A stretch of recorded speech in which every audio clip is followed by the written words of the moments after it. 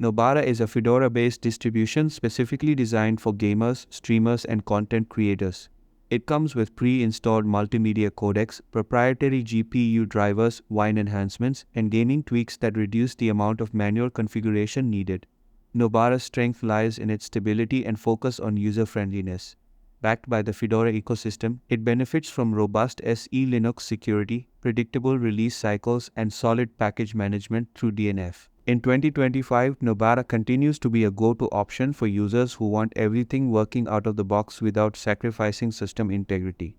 On the other hand, CachyOS is based on Arch Linux, known for its bleeding-edge software and lightweight nature.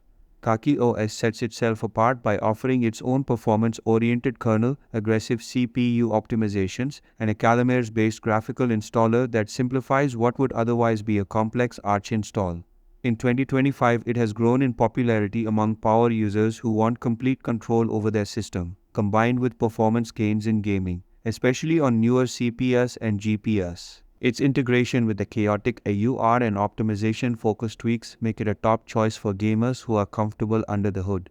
Conclusion: if you're a power user or enthusiast looking for maximum performance and are comfortable with managing a rolling release system, CachyOS may be your best pick in 2025. But if you value a smoother, more stable experience with minimal configuration, especially for streaming or content creation, Nobara remains the more practical and reliable choice.